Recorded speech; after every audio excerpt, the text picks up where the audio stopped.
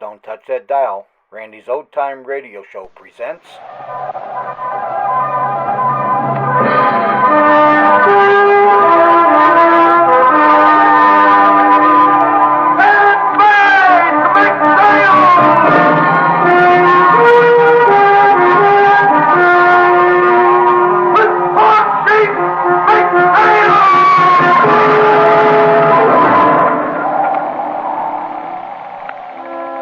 Log entry, the Ketch Scarlet Queen, Philip Carney, master. Position 119 degrees 12 minutes east, 21 degrees 7 minutes north. Wind fresh, sky fair. Remarks, departed port of Swatow, China, 9 a.m. after a bout with Avala, the Portuguese. Reason for bout, the story of the 8 historic periods.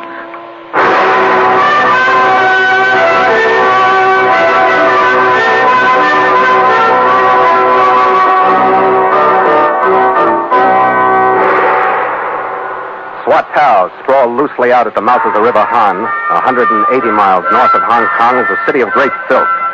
Of roads dusty or muddy according to the weather.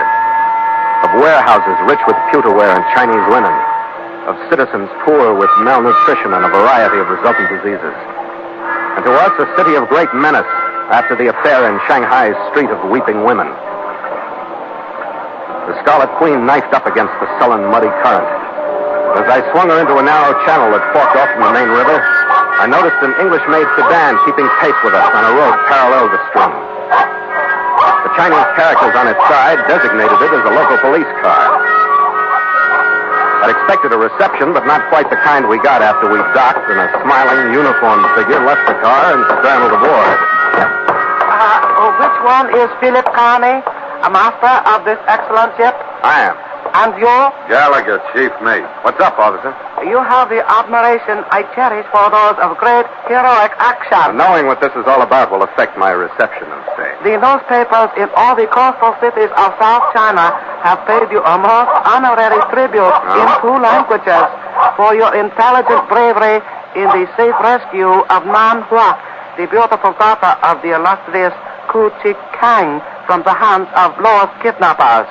And also kindness in saving handsome parrot. Your great character make the efforts of your enemies as those of earthworm attacking cobra. I have spoken. Yeah. Thanks very much, Charlie. It is Swatow's honor to give you gracious welcome. Yeah. It is order from highest office of humble Swatow police that you remain in protective custody. Wait a minute. In order that we may better fend from your admired persons the blows from any avenger. Oh, well, we can take care of ourselves. It is understood. But your humble officer is powerless under weight of order from high office. You will come. Fishing, hunting, racing. 2 more uniformed figures jumped out of the car at his shouted orders, and Nan Hua, Gallagher, and I were hustled off the Queen and jammed into the rear seat of the sedan. A minute later, I asked our smiling officer a question. He was in the front seat. And when he turned around to answer it, he was holding an automatic on us. That's when the custody dropped any appearance of being protective.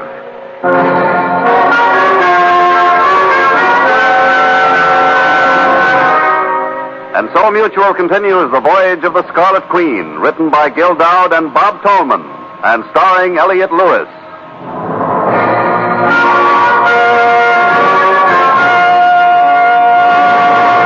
The Scarlet Queen, proudest ship to plow the seas, bound for uncharted adventure. Every week a complete entry in the log, and every week a league further in the strange Voyage of the Scarlet Queen.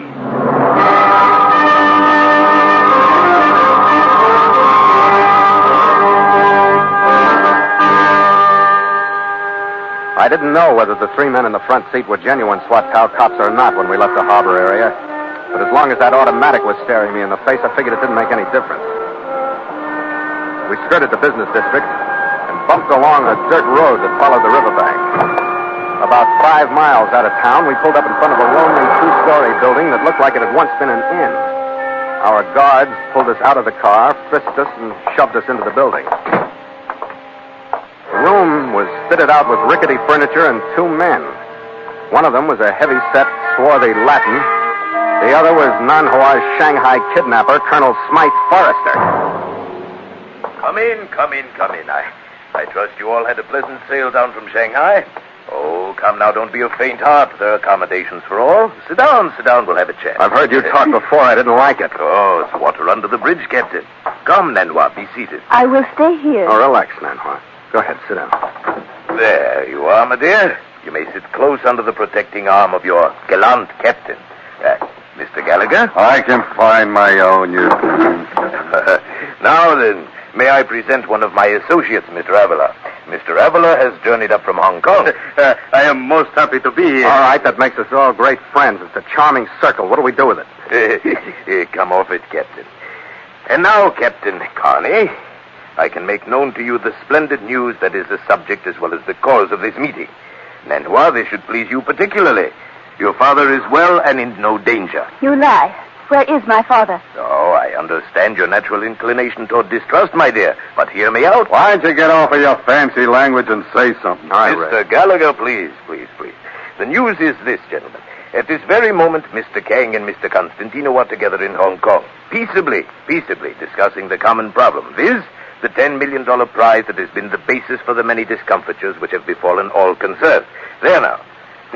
Is that not a stunning bit of news? I do not believe it. You are lying. Well, then permit me to refer you to Mr. Avala, who has himself just brought me the information. It is true.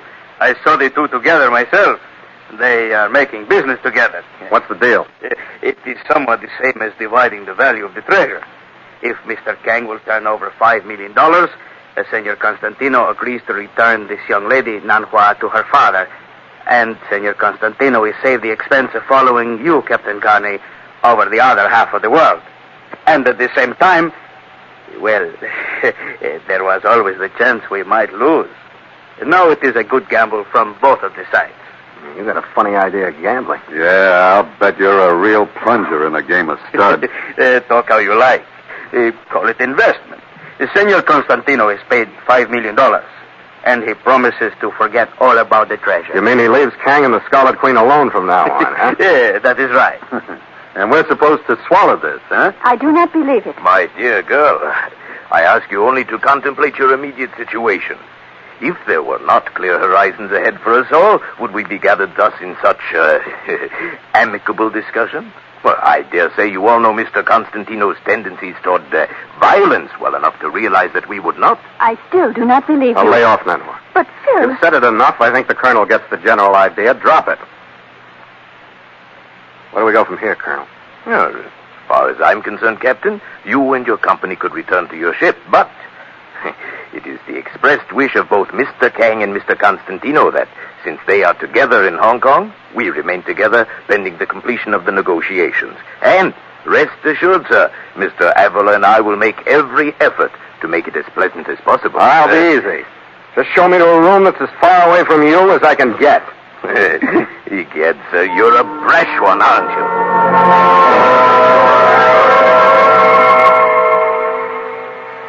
He was a tough one to insult, but it made me feel better anyway.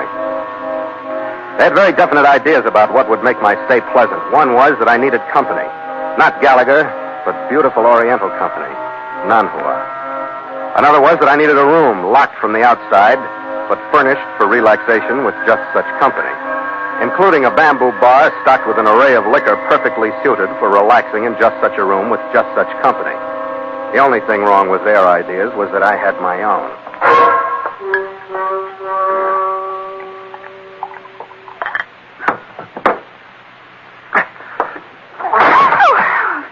Shut up. You are angry with me, Phil? I'm fed up with you.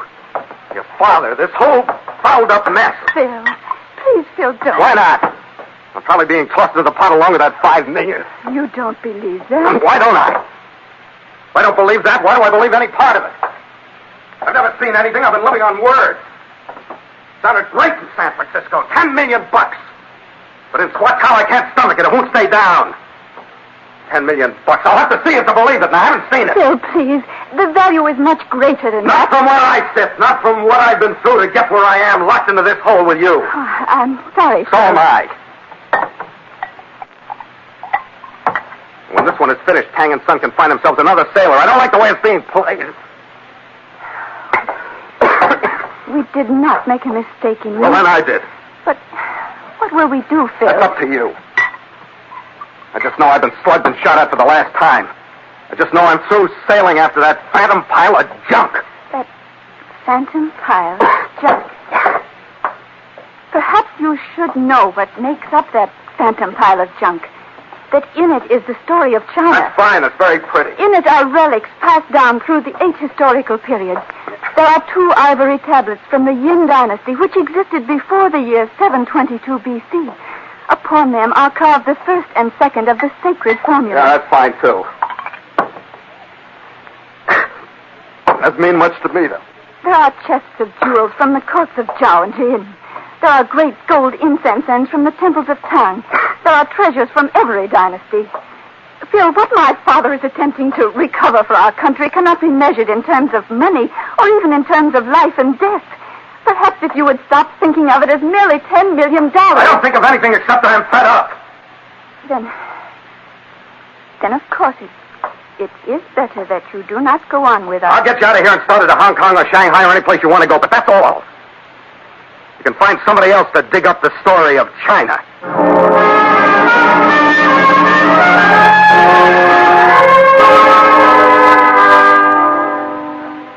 Slugging her would have been easier for both of us than the sellout.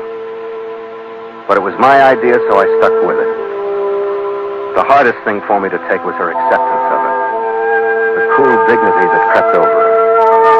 And the inbred pride that, like the yin tablets with the sacred formulas, had been passed down through the 8 historical periods. But it worked. 2 silent, uncomfortable hours after dark, the door was opened slightly, and a familiar, smiling face looked in. Oh, most admirable Captain Carl. What do you want, laughing boy? My desires are simple, but I am once more waited with order from high office. You will come. How about the girl? Cherished lady will remain in protective custody. Rest easy, Nano. I'll see you later. What's up, laughing boy? Fortune smiles upon you. No? Although the smile is hidden behind the fan of kingfisher feathers for sake of delicate secrecy. With the stealth and silence of a hunting spider, you will follow me. Where are we going? On sudden regrouping of thoughts caused by mention of hunting spider, I will follow you. Please to quickly tiptoe rearward in the hallway. I couldn't quite figure the stealth act, but the rest of it was right for a while. We slipped out of a rear door. Holding to the shadows, we stumbled across about a quarter of a mile of field. Then we turned toward the road, got into a car that was waiting for us. 20 minutes later, we bumped our way back into town, avoiding the business district again. And the next turn knocked everything into place. We swung around a warehouse, and I saw the river. I shot a look at Laughing Boy, and he was smiling over his automatic again. And then we pulled to a stop, on the dock, next to the Scarlet Queen.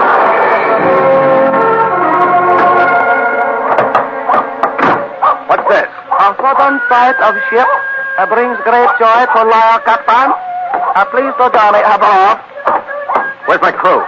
Surrounded by most healthful conditions and honest guards in nearby warehouse. Any of them hurt? No. They are most cooperative crew in face of many weapons. Even handsome parrot was picture of calmness. Please to remain unexcited and in the cabin, knowing that I will prevent intrusion. Come in, me Captain Carney. What are you doing on my ship, Avala? I wanted to talk to you. There are plenty of places to talk. Yes, but none so good as this. In the city, there are too many who watch and too many who listen. This meeting between you and me would not be good for them. I don't think much of it myself. You and I are men who are led by similar things, Captain. I think, too, we are pushed around by the same things. I wish you would sit down with me as a friend. I hope you know what you mean. I don't. I think you and I, we could be great team. How do you figure that?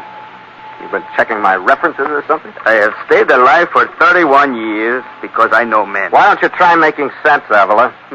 This afternoon I learned to know you when I listened to how you talk to the girl, Capitan. Huh?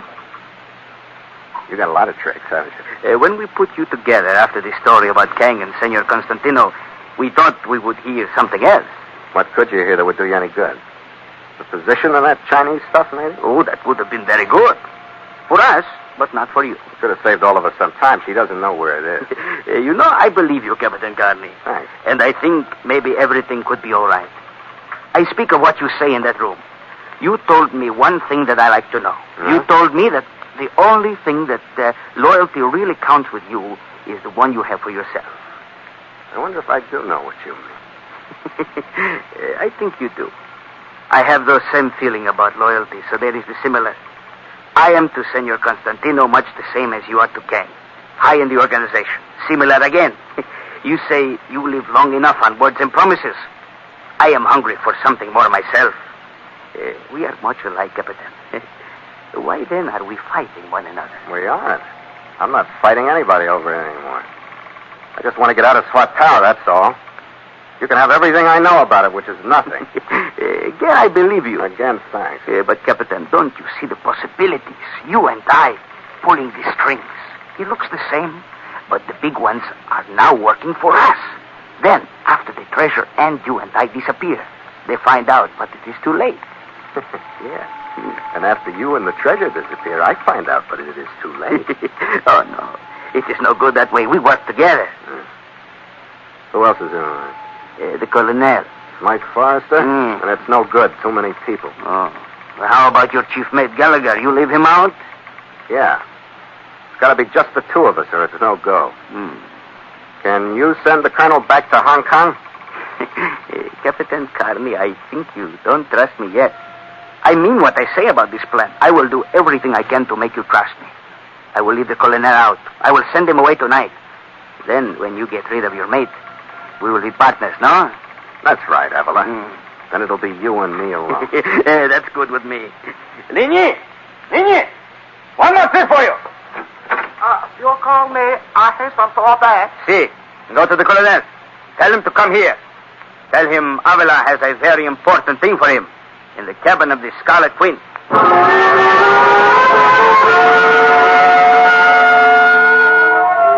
So far, I figured I'd done pretty well with what I had to work with in Swatow.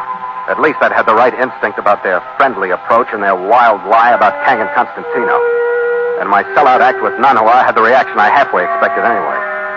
But finding Avala on the Queen and alone instead of with the Colonel was something that didn't quite fit. It fell into place an hour later. The car got back. And we heard the Colonel coming aboard. This is big test, Capitan. This is the first thing we do together. That's right, Avala. Well, I presume we've met with success enough. Avala. Hey, what's the game, Avala? Hey, put down that weapon, sir. The Capitan, he says I must send you away. Avala. Get here! Have you gone nuts? No, you like it, don't you? The big test, Capitan. I do this bad thing only to show you you can trust me. Now, you show me how I can trust you. Ligny, one more trick. This time you bring the chief mate, Mr. Gallagher.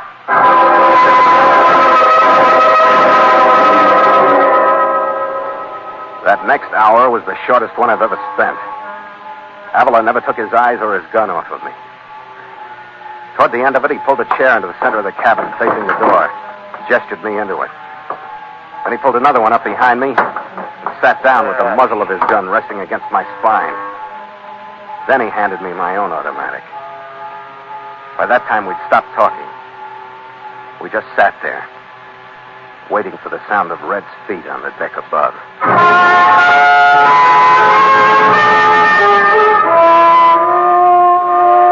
But the hour passed and we still sat there. An hour and 5 minutes. An hour and 10, Red still didn't arrive. An hour and 20, and Avala took the automatic out of my hand. An hour and 30, he expressed himself foully in Portuguese and stood up. How many men did you send after him? I don't think you did. The men were enough. Yeah, maybe, but they didn't come back, did they? And that is very bad for you, Capitan. I think maybe there was a trick. I think maybe it started from you. You're crazy. You've been dealing this game. How could I pull anything? Use your head. Wait. Let's go. Listen. Car. Oh, good. Now things will be equal again. You will stand over to the side, Captain. I moved a few feet and stopped. I started inching back, trying to get into a position for a rush just as the door opened. But I never made it. It wasn't Avala that stopped me. It wasn't that I was too late. It was the voice from the deck. It was the laughing boy. Mr. Avala! And he was alone. Mr. Avala! We are troubled with bad fortune. What happened? The certain one, Gallagher, he is made from the certain parts of 9 devils. What happened? My face is gone. In spite of the extreme heaviness of your orders, we could not bring him to the ship alive. What'd you do to him? Is he hurt? Not unless he has fallen from his great height. He is flying in the wings of intoxication. Stop it, fool! Get back to the car. Go ahead, Captain. Follow him. Yeah. With luck, maybe he's left a drink for us.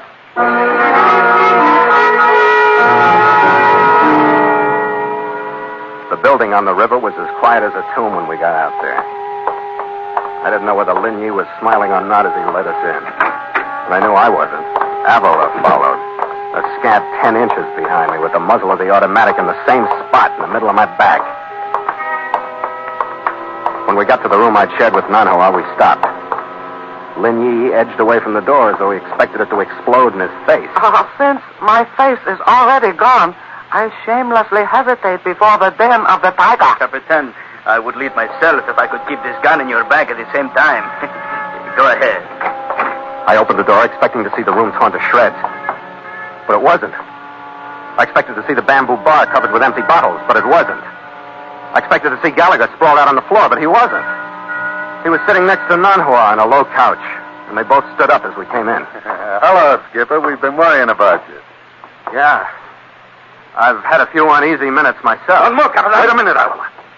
Before you start thinking about pulling that trigger, I ought to warn you that you'd be the next one. Lin Yi, move over here. Keep this to cover. Please to accept a refusal, having found higher patronage who has more weighty order. You'll lose your skin for this. Most unfortunate words have been spoken.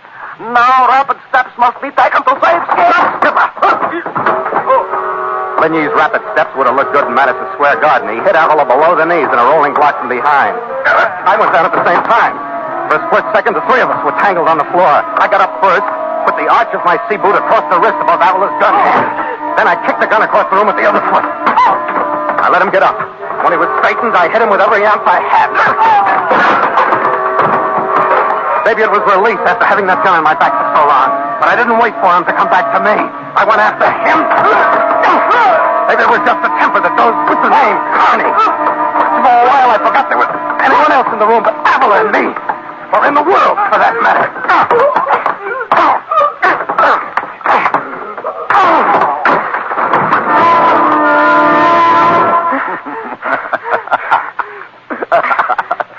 You need any help, Skipper? Shut up. Oh, gallant Captain, you have the admiration I cherish for those of great heroic action. Calm down, Skipper.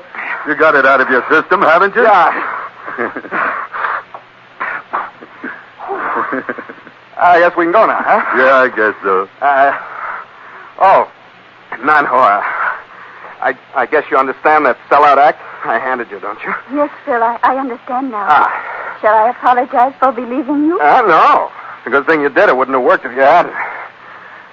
And you, laughing boy. Oh, admirable, never laughing Captain. I'm surprised at you. You know, you double-crossed with the best of them. Oh, no. Yeah? Is instead most real sincerity after overhearing true story of great Chinese treasure from perfected mouth of Nanhua, even greater Chinese treasure. I have spoken. You sure have. I now return to a protective custody of my position in Swatow police before one who is now prone awakens to new dawn of hateful anger.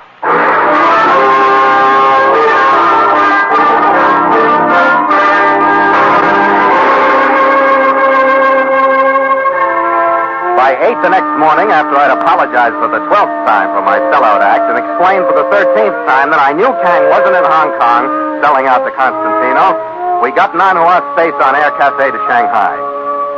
I freed my crew with the help of Laughing Boy, and gave him the handsome parrot as a parting gesture. And an hour later, we coasted out of the River Han into the deep rolling water of the South China Sea, and the trades whistling up from the lower latitudes. Stand by to make sail!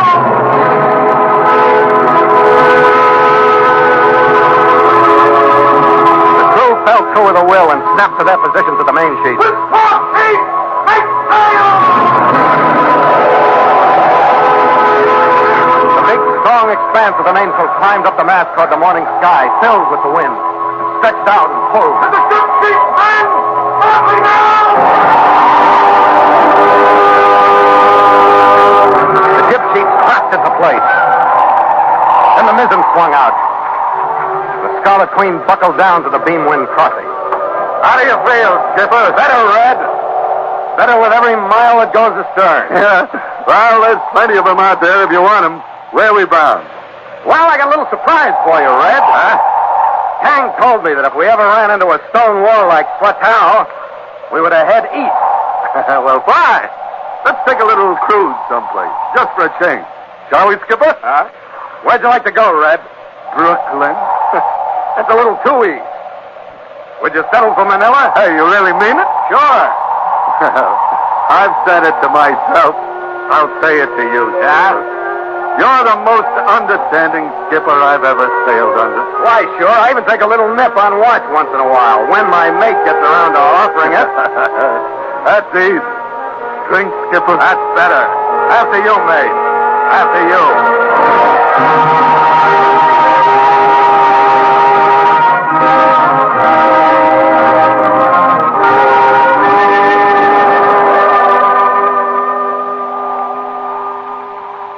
Log entry, the Ketch Scarlet Queen, 5:30 p.m.